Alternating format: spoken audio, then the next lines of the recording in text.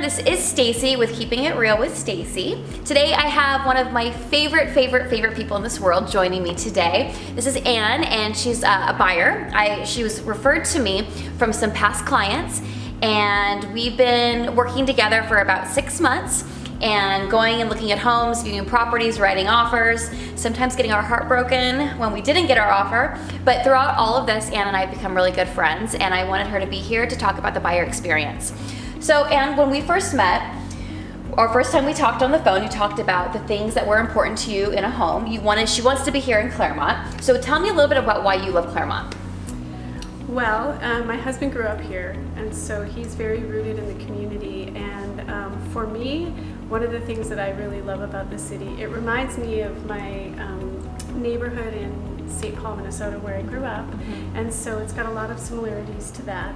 I really love the sort of community involvement in the city.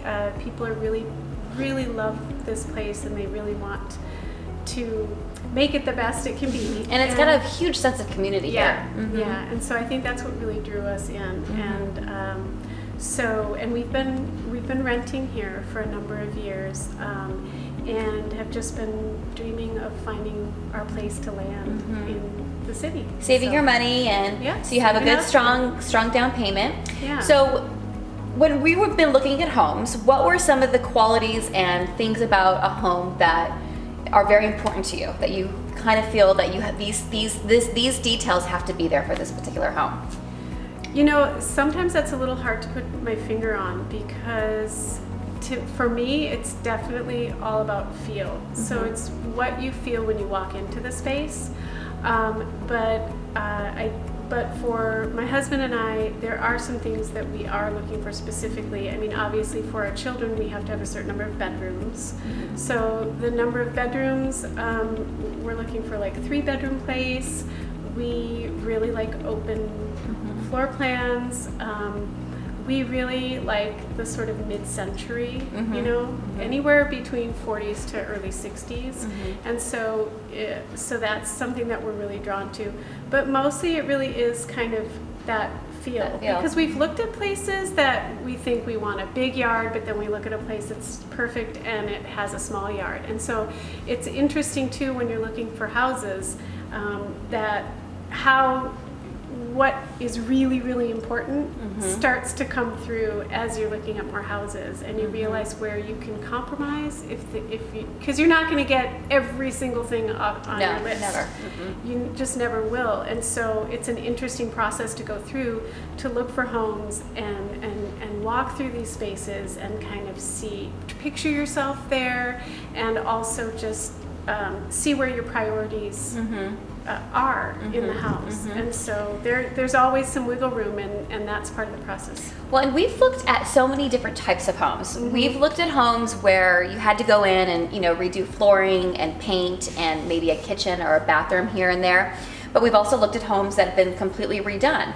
I think that you've had feelings and love for both types of homes. But I think that you're kind of at a place right now where you don't mind putting in some sweat equity. Exactly. That's one of the things that we found, is that when we were looking at the homes that were perfectly redone, for us, there wasn't enough room for us to kind of put ourselves in it and your own footprint. And our own footprint. Some people love that, but for us, we wanted a little bit. We want something a little bit unique, that isn't like everything else out there. And so, It's because you guys are a little bit unique. Yeah.